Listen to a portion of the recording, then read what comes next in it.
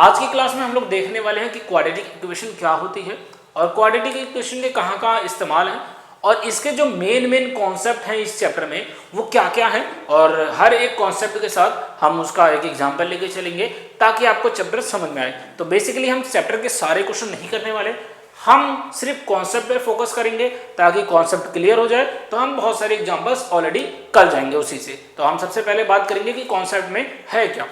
नाम है चैप्टर का क्वाड्रेटिक इक्वेशन, दैट मीन्स कि एक ऐसा पॉलिनोमियल का टाइप जिसकी जो डिग्री है वो 2 है। कैसे हम कह सकते हैं, चैप्टर नंबर 2 में आप लोगों ने पढ़ा होगा या आपको याद होगा कि हमारे पास जो भी पॉलिनोमियल होते हैं, क्या होते हैं भाई, हमारे पास पॉलिनोमियल होते हैं वो 3 तरीके के हमने पढ़े थे। पहला हमने पढ़ा था जो था हमारा लीनियर, और दूसरा जो हमने पढ़ा था वो हमारा था क्वाड्रेटिक, और तीसरा जो हमने पढ़ा था वो हमारा था भाई क्यूबिक। तो ये 3 तरीके के पॉलिनोमियल हमने पढ़े थे।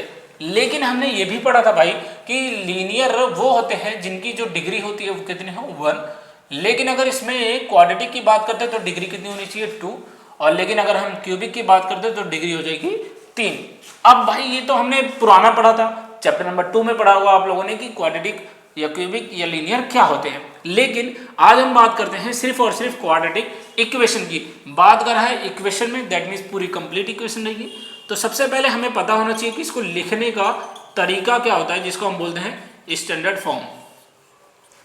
अब भाई स्टैंडर्ड फॉर्म की बात करते हैं, मतलब सबसे बेसिक तरीका जो होता है वो होता है ax² प्लस bx प्लस में c। तो ये लिखने का तरीका होता है भाई, सबसे पहले आता है पावर बड़ी, उससे छोटी, फिर उसके बाद कॉन्स्टेंट। लेकिन इसमें आपको 2-3 चीजें और याद रखनी है, जैसे कि कभी भी जो a की वैल्यू है वो 0 के बराबर नहीं हो सकती। इसका रीजन है कि अगर हम a के वैल्यू पे 0 रख देते हैं तो हमारा देखो ये इक्वेशन क्या हो जाएगा, यहाँ हो जाएगा 0x²। अब किसी भी नंबर का 0 से मल्टीप्लाई करते हैं तो हो जाता है वो 0, मतलब ये वाली जो टर्म है बिकम 0 बन गई। बचा क्या भाई, bx प्लस में c।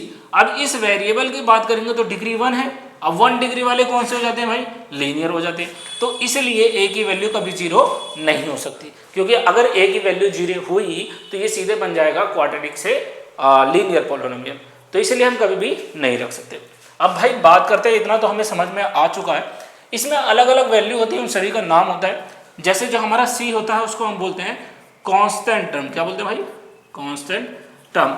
लेकिन जो हमारा ये b होता है, b को हम बोलते हैं कोफिशिएंट ऑफ, किसके आगे भाई, x के, तो कोफिशिएंट ऑफ x। लेकिन ऐसे a की बात करेंगे तो भाई किसके आगे, x² के आगे। तो ये हमारा जो रहेगा वो क्या रहेगा, कोफिशिएंट ऑफ x²। तो ये होता है सभी के बारे में लिखा हुआ। जो हमारा x होता है वो वेरिएबल होता है, और यदि पूरे इक्वेशन में सिर्फ और सिर्फ x है जो कि इस चैप्टर में है, तो अगर एक ही तरीके का अल्फाबेट है तो उसे हम क्या कह देते हैं, 1 वेरिएबल। और अगर मान के चलो ax² होता और by होता तो x और y मिलाकर हमारे क्या बन जाते, 2 वेरिएबल बन जाते। तो ये हमारा क्वाड्रेटिक इक्वेशन 2 वेरिएबल का हो जाता। लेकिन अभी हमारे सिलेबस में सिर्फ कितना है, x का है, तो 1 वेरिएबल वाली बात होती है। अब उसके बाद हमने कहा स्टैंडर्ड फॉर्म भी पता चल चुका, हमें पता चल चुका भाई क्वाड्रेटिक इक्वेशन क्या होती है। तो जो पहला कॉन्सेप्ट है वो ये पूछा जाता है कि आपको पहचानना होगा कि कौन सा क्वाड्रेटिक इक्वेशन है और कौन सा नहीं है। तो उसके लिए हम एक एग्जाम्पल उठाते हैं, हमारी किताब का NCERT का एग्जाम्पल नंबर 1 का पहला दे रखा है x-2 का होल स्क्वायर, x-2 का होल स्क्वायर माइनस में 1, सॉरी प्लस में 1, और ये हमारे बराबर है 2x - 3 के। तो इसको आपको पहचानना है कि ये क्वाड्रेटिक इक्वेशन है या नहीं है। सबसे बेसिक तरीका होता है पहचानने का कि अगर x² में बनता है कोई भी टर्म, अगर आपका x² बन गया और उससे ऊपर कोई डिग्री नहीं है, सिर्फ 2 ही डिग्री है, तो उसे हम क्या कह देते हैं कि हाँ ये क्वाड्रेटिक इक्वेशन है। तो सबसे पहले यहाँ देखेंगे ये लिखा a - b का होल स्क्वायर। सॉल्व करते हैं भाई, a - b का whole square, that means x² plus में यहाँ पे आएगा 2 2 जा 4 हो गया, माइनस का 2 × x × 2, उसके बाद +1 that is equal to 2x - 3। इसको और फर्दर सॉल्व करेंगे तो x² हो जाएगा, या 4 और 1 5 हो जाएगा, और माइनस में 2 2 जा 4x that is equal to 2x - 3। ये सारा अगर इधर आता है तो हमारा जो इक्वेशन बनेगा वो बनेगा भाई, देखो x², ये 3 इधर आया तो प्लस का हो जाएगा, 5 और 3 8, तो प्लस में 8 आ गया। ये इधर आएगा तो माइनस होगा, 4 और 2 6, तो माइनस का 6x = 0। अब इसको स्टैंडर्ड फॉर्म में लिखने के लिए हम क्या करेंगे, पहले बड़ी पावर, फिर छोटी पावर, फिर कौन सा टर्म, जो हमारा मेन लिखने का तरीका रहेगा वो हो जाएगा x square minus 6x plus में 8 इज इक्वल टू 0। अब यहाँ पे अगर हम फोकस करें तो जो हमारा मैक्सिमम डिग्री है वो कितना है 2 है, तो हम यहाँ पे सीधे क्या लिखेंगे, yes it is a quadratic polynomial.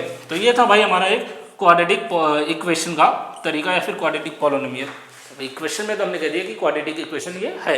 अब जो सेकंड कॉन्सेप्ट हम बात करने वाले हैं वो ये बात करने वाले हैं कि अगर हमको कोई पॉलिनोमियल दे दिया गया और अगर हमें कोई क्वाड्रेटिक पॉलिनोमियल दे दिया गया तो हम ये कह सकते हैं क्या कि जो हमारी x की वैल्यू है वो क्या हो सकती है। तो x की वैल्यू फाइंड करने के लिए हमारे पास यहाँ पे दो तरीके हैं। पहला हम नेचर ऑफ रूट के हिसाब से निकाल सकते हैं और दूसरा हम फैक्टराइजेशन मेथड से निकाल सकते हैं। तो पहले एक एग्जांपल उठाएंगे, इसी एग्जांपल को ले लेते हैं और फैक्टराइजेशन मेथड से उसको सॉल्व करते हैं। मैं जब तक इसको रफ कर देता हूँ, अब एक बार इसको स्क्रीनशॉट ले लीजिएगा ताकि आप लिख सकें।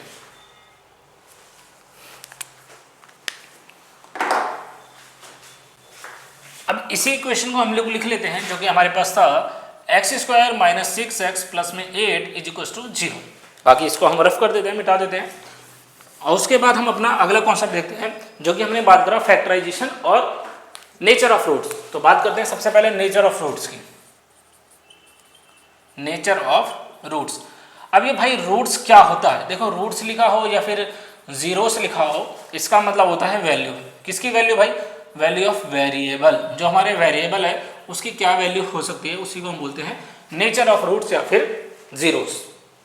निकालने का तरीका सबसे पहले डी होता है, डी का मतलब होता है डिस्क्रिमिनेंट। इसका फॉर्मूला होता है बी स्क्वायर माइनस 4ac। अब हमें सबसे पहले ए बी सी निकालना पड़ेगा।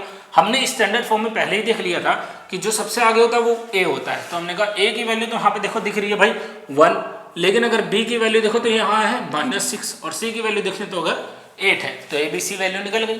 डी निकालते हैं भाई बी का स्क्वायर, दैट मीन्स -6 का square -4 multiply A multiply C.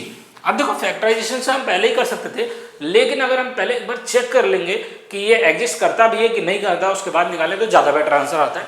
हमने कहा चलो चेक करते हैं भाई, डी की वैल्यू 6 6 जा 36 आ गया, माइनस का प्लस हो गया माइनस, और 8 4 जा 32, तो हमारा जो डी की वैल्यू आई वो आई 4 आई, तो हमने डी की वैल्यू भाई निकाली। इसका मतलब भाई ये एग्जिस्ट रूट करता है।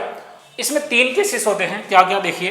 यदि डी की वैल्यू 0 से बड़ी बोल देते हैं, 0 से बड़ी, जैसे कि ये 4 आया, अगर आया तो हम बोल देंगे कि 2 रूट्स होंगे, क्या होंगे 2 रूट्स होंगे, लेकिन होंगे डिस्टिंक्ट, क्या होंगे भाई अलग अलग होंगे, ठीक है। लेकिन अगर डी की वैल्यू भाई 0 आ जाए तो डी की वैल्यू 0 आने पे भाई होंगे इक्वल रूट्स होंगे, ठीक है, वो भी कितने 2 होंगे, 2 होंगे। लेकिन अगर डी की वैल्यू छोटी आ जाए 0 से, मतलब कि नेगेटिव आंसर आ जाए, तो नेगेटिव आते ही हम क्या लिख देंगे भाई नो रियल रूट्स। और ये आगे चल के अभी मैं इसी में बताने वाला हूँ कि ऐसा क्यों होता है, क्यों नो रियल रूट्स हो सकते हैं, उसका भी आगे हम देखेंगे कि ऐसा क्यों होता है। अब यहाँ तक तो ठीक था, अब हमने देख लिया कि भाई हाँ ये एग्जिस्ट करता है, दैट मीन्स डी की वैल्यू 4 आई है। तो पहले फैक्टराइजेशन से निकाल के देखते हैं और उसके बाद फिर हम जो हमारा नेचर ऑफ रूट्स वाला फॉर्मूला उसको लगाएंगे। आगे देखते हैं, हमारा डी की वैल्यू तो आ गया था, उसको छोड़ दीजिए, यहाँ पे आइए। देखिए बाय फैक्टराइजेशन, अब फैक्टराइजेशन के में होता क्या है, फैक्टर्स बनाने होते हैं। फैक्टर्स बनाएंगे उसके बाद वैल्यू निकल जाएगी। कैसे निकलेगी, हमने कहा कि हमारा x square minus 6x plus में 8 था, ये 0 के बराबर हमने निकालना है। यहाँ यदि कोई होता है ए की वैल्यू तो ठीक है, उस वाले नंबर का आपको इससे लास्ट वाले कॉन्स्टेंट टर्म से मल्टीप्लाई करना है, और यदि ना हो तो कोई मल्टीप्लाई नहीं होगा, दैट मीन्स आंसर आ जाएगा 8। जैसे यहाँ कुछ नहीं है, एलसीएम ले लो भाई, कितना आया 4 2 2 और ये 1 आ गया। जैसे ही हम एलसीएम लेंगे फिर हमें कोई भी ऐसे 2 नंबर चाहिए जिनका मल्टीप्लाई करने पे तो यही नंबर है, लेकिन उन्हीं नंबरों का प्लस या माइनस करें तो ये बीच वाला नंबर आए, दैट मीन्स माइनस का 6 है। अब देखो नंबर का जो इस्तेमाल करना है वो इधर वाले करने हैं, जो कि हमारे प्राइम नंबर थे। 2 2 2 आया तो हमने कहा 2 2 जा 4, तो एक 4 हो गया भाई, दूसरा कितना हो गया 2, 4 2 जा 8 हो तो गया, लेकिन -4 और -2 कर दें तब भी कितना आ जाएगा -6 आ जाएगा। यहाँ भी माइनस माइनस लगाएंगे तो 8 आएगा। तो हमारे जो नंबर हैं वो -4 एंड -2 है। एक्स स्क्वायर तो ऐसे ही रह जाएगा, लेकिन ये जो हमारा टर्म है 6x वो टूट जाएगा, -4x और -2x में प्लस में 8 = 0। इन दोनों में भाई कॉमन ले लो, कॉमन आया हमारा x, और x कॉमन लेते ही हमारा बचेगा x -4 और इधर -2 कॉमन ले लो, इधर भी x-4 ही बचेगा। और जैसे ही अगर ऐसा बचता है तो जो अंदर अगर सेम आ गया तो इसका मतलब हम सही जा रहे हैं। इन दोनों बाहर वाले को एक साथ रखो और इसको एक बार लिख दीजिए। कॉमन ले लिया हमने पूरा अच्छे तरीके से। एक बार ये पूरा 0 बराबर होगा, एक बार ये पूरा 0 बराबर, तो x-2 = 0 और एक बचा x-4 = 0। तो x की वैल्यू इधर आ गई 2 और इधर x की वैल्यू आ गई 4। हमने शुरू में ही प्रिडिक्ट किया था कि यदि d की वैल्यू 0 से बड़ी आती है तो दो रूट्स आएंगे, वो भी अलग अलग। देखो एक 2 आया और एक 4 आया, दो रूट्स तो आए लेकिन दोनों कैसे आए भाई, अलग अलग आए। तो ये तो हमने कहा बहुत अच्छी बात है, हमने भाई रूट निकाल दिया। तो ये था पूरा फैक्टराइजेशन मेथड।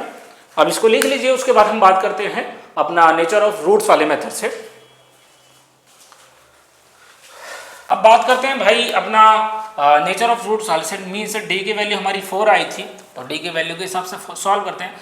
यहाँ एक फार्मूला होता है जो कि होता है x = -b plus minus √b² - 4ac upon में 2a।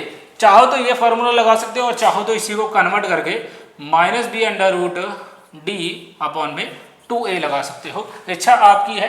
क्यों आपकी इच्छा? क्योंकि हमने पिछली बार देखा था जो d है b² - 4ac के बराबर होता है। तो जब इक्वल होता है तो हम सीधे कह सकते हैं कि हम दोनों में से कुछ भी लगा सकते हैं। ऑलरेडी d की वैल्यू हमारे पास 4 है तो हम डायरेक्ट 4 लगाएंगे, तो हमारा x की वैल्यू होगी -b, b की वैल्यू -6 थी तो माइनस और -6 हो जाएगा, प्लस माइनस √4 अपॉन में 2 × a की वैल्यू 1। अब यहाँ पे ध्यान से देखो, जो मैंने आपको पिछली बार एक कॉन्सेप्ट बताया था वो ये बताया था कि d की वैल्यू अगर नेगेटिव हुई, 0 से छोटी हुई, तो नो रियल रूट्स हो जाएंगे। क्यों ऐसा हो जाएगा? क्योंकि आपके सिलेबस में जो 10th का मैथ का सिलेबस है उसमें साफ साफ लिखा है यदि ये अंडर रूट में कोई भी नंबर माइनस हो जाए, दैट मीन्स यदि -4 हो जाता तो हम -4 को रूट से बाहर नहीं निकाल सकते हैं, इसीलिए माइनस की वैल्यू पे ये नो रियल रूट्स आ जाता है। अब बात करते हैं, चलो हमारे तो नहीं आया था, सीधे सीधे सॉल्व करते हैं। तो x की वैल्यू माइनस माइनस प्लस हो जाएगी, 6 आ जाएगा, प्लस माइनस सॉल्व करेंगे तो 2 आ जाएगा, यहाँ पे 2 × 2। तो जो हमारी x की वैल्यू है वो दो तरीके से आएगी, एक बार प्लस के साथ एक बार माइनस के साथ। तो x = 6 + 2 अपॉन में 2 और आएगा 6 - 2 अपॉन में 2। x की वैल्यू हो गई 8 अपॉन में 2 और यहाँ आ जाएगी भाई 4 अपॉन में 2। कट करा तो 4 आया, कट करा तो 2 आया।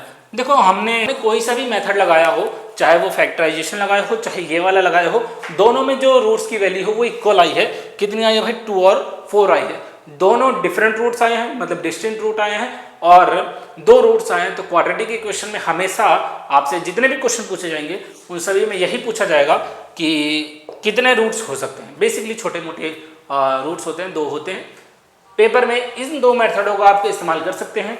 पेपर में जिस तरीके से आप करना चाहें उस तरीके से कर सकते हैं। करने का तरीका याद रखना, पहले डी की वैल्यू निकाल लेना ताकि आपको पता चल जाए कि एग्जिस्ट करता भी है या नहीं करता। तो इस वीडियो में तो इतना ही था, बाकी की हम नेक्स्ट चैप्टर नेक्स्ट क्लास में देखेंगे। और इसके जो क्वेश्चंस हैं, मतलब 10 हर चैप्टर के 10-10 क्वेश्चंस का हमने एक मैराथन टाइप का बना रखा है। उसमें इंपॉर्टेंट क्वेश्चंस है, वो भी कौन से इंपॉर्टेंट क्वेश्चंस जो PYQ में आए हों, मतलब पिछले 10 साल 20 साल 30 सालों में जो बार बार रिपीट होते हैं, ऐसे 10-10 क्वेश्चन मैंने हर चैप्टर से उठाए हैं। और पहले हम कॉन्सेप्ट सीखेंगे और कॉन्सेप्ट के बाद फिर वो वाली क्लास आएगी जिसमें हम 10-10 क्वेश्चन करेंगे। तो वीडियो को लाइक कर लेना और चैनल को सब्सक्राइब कर लेना ताकि आप सारा का सारा सीख सकें। और मेरी तरफ से आप सभी को बोर्ड के एग्जाम के लिए बेस्ट ऑफ लक।